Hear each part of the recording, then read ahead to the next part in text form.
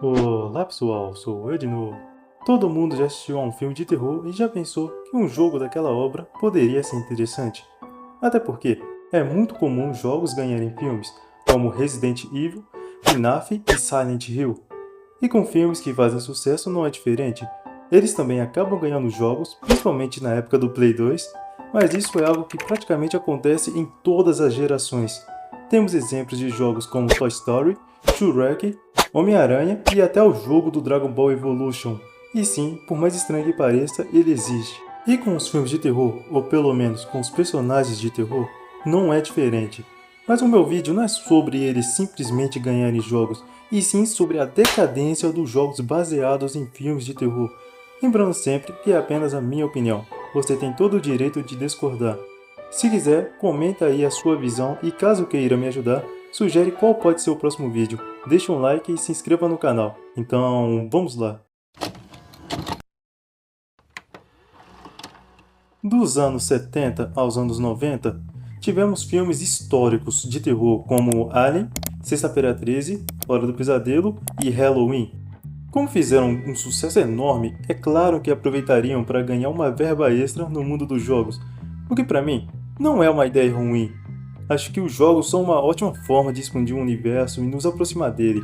Então, neste vídeo, vou comentar e analisar como foram esses jogos em cada época, até chegar aos tempos atuais.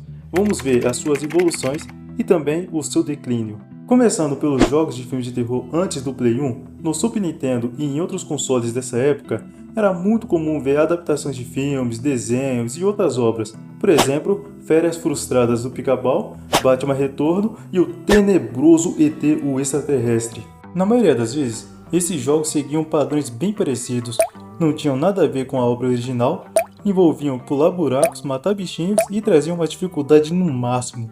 Alguns filmes de terror que ganharam jogos nessa época praticamente seguiram esses mesmos padrões, principalmente no fato de não terem quase nenhuma relação com o material original. Os jogos de Sexta-feira 13, Hora do Pesadelo, Halloween e Massacre da Serra Elétrica são ótimos exemplos disso. Mas quando eu olho para a época, percebo as limitações que atrapalhavam qualquer chance de fazer algo tão grande quanto os filmes. Para vocês terem uma noção do quão complicado era produzir um jogo baseado nessas obras, alguns deles nem eram vendidos em muitas lojas e quando eram, ficavam escondidos atrás do balcão. Eram jogos cheios de restrições e limitações que desestimulavam e acabavam prejudicando as vendas. Mesmo assim, na minha opinião, dava para ter feito bem melhor, ou pelo menos tentado não viajar demais. Mas não tivemos apenas decepções. Existem jogos considerados bons, como Alien 3, e sinceramente não consigo pensar em mais nenhum. Eu acho aceitável que esses jogos não tenham se saído tão bem nessa geração, então eu não vou pegar pesado com eles neste vídeo. Como eu disse, as limitações complicavam bastante o desenvolvimento, a gameplay e até a criatividade. Ainda assim, eles não eram todos iguais entre si, ou seja, jogar um não era totalmente a mesma coisa que jogar o outro. Claro que uma coisa mais outra dá para criticar, mas esse não é o foco do vídeo. Agora, falando da quinta até a sétima geração dos consoles, nessa fase temos exemplos de jogos como Coraline, Gato de Botas e o horroroso ET o Extraterrestre, Missão Interplanetária. Na maioria das vezes, são jogos focados em matar capangas, enfrentar inimigos e viver acontecimentos que não existiram na obra original, além de não terem muita relação com ela. Mas eu acredito que comparado aos consoles anteriores, dependendo do jogo que você pegar, dá para perceber que alguns até seguem a história principal. No geral, não se afastam tanto assim. Aqui, alguns filmes e personagens de terror ganharam adaptações, como Alien Ressurreição, Jogos Mortais, Tubarão e Predador Selva de Concreto. A maioria desses jogos traz histórias novas que acrescentam algo ao universo do próprio filme ou até criam algo do zero sem nenhuma conexão direta. Isso é um grande acerto, até porque, quando adaptam diretamente um filme, você já espera certos acontecimentos e acaba não curtindo muitas situações que não existiram na obra, ou então tudo fica previsível e limitado demais, tentando ser fiel a qualquer custo. Quando a história é nova, tudo pode acontecer, e melhor ainda, não estraga a narrativa do filme. Se as histórias desses jogos são boas ou não, aí já vai de cada um. Mas para mim, criar e desenvolver uma história nova é um ponto muito positivo. Além disso, quando você joga um jogo, não é a mesma coisa que jogar outro. diferente dos mais antigos, que seguiam padrões praticamente iguais. Acho que todos esses jogos souberam aproveitar bem a tecnologia da época, conseguiram entregar algo pelo menos jogável e tentaram respeitar os personagens. Para mim, essa foi a melhor época das adaptações em jogos, tanto por tudo que eu falei, quanto pela nostalgia de jogar alguns deles.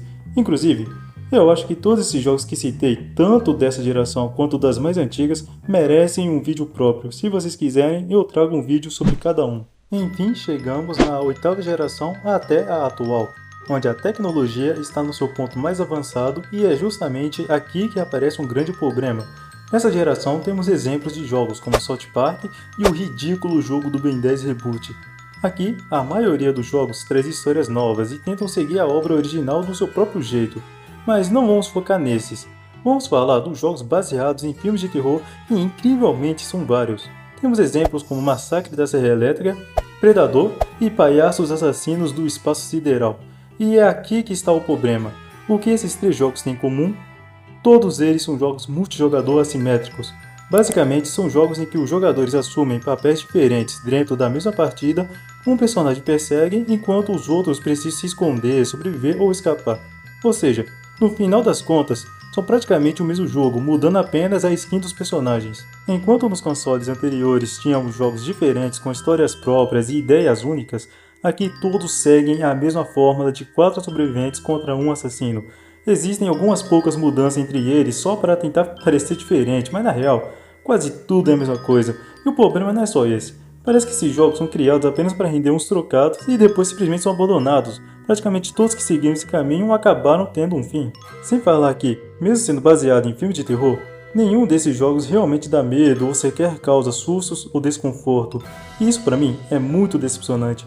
Existem várias formas de criar um jogo digno para os fãs, mas parece que sempre escolhem o caminho mais fácil, acabam optando pelo repetitivo, sendo que essa nunca foi a única opção. Posso citar como exemplo o maravilhoso One Isolation e o novo jogo do Hellraiser que promete ser um grande destaque.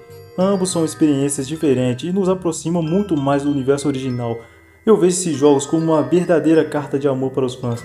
O mesmo não dá para dizer desses outros jogos, que se você mudasse o nome para qualquer outra coisa, mudaria nada. Na minha opinião, ao invés de fazer jogos do Sexta-feira 13, Puppet Master, Evil Dead e outros desse estilo, seria 1000 vezes melhor criar jogos interativos, como The Walking Dead e The Carrion que eu já trouxe aqui no canal. Ou até apostar em jogos arcade como Terrify, Halloween e Evil Dead. Mesmo sendo o mesmo estilo, eles teriam histórias diferentes e poderiam nos colocar na pele de um personagem do filme, enxergando nossos ícones do horror como ameaças reais e não apenas como personagens qualquer. E em 2026 já estamos aguardando 2 lançamentos de jogos baseados em filmes de terror. Um deles é Hellraiser, que promete ser uma gameplay, história e experiência únicas, e eu não vejo a hora de jogar. O outro é Halloween, que adivinha só, também será um jogo assimétrico, super inovador e com certeza vai durar anos, pode confiar. Eu particularmente sou muito fã de filmes de terror e gosto bastante de vê-los no mundo dos jogos, mas realmente fiquei decepcionado com a forma como essas obras chegaram nessa geração atual. Acho que tanto os fãs quanto as próprias franquias mereciam algo melhor, até porque sabemos que elas têm capacidade para isso. Mas não estou dizendo que ser um jogo assimétrico automaticamente o torna ruim. Acho que para esses personagens esse formato acaba deixando o jogo decepcionante. No caso, nem é só ser esses personagens, e sim porque todo jogo que lançar é igual e é a mesma coisa, não muda nada. E lembrando sempre que é apenas a minha opinião. Você tem todo o direito de não concordar. Se todo mundo pensasse igual, o mundo seria bem chato. Espero que você tenha gostado, deixa um like para ajudar, se inscreve no canal para dar aquela força. Vou ficar por aqui. E caso você queira jogar um jogo de terror assimétrico que reúna quase todos os personagens citados, em vez de comprar eles separados, joga DBD.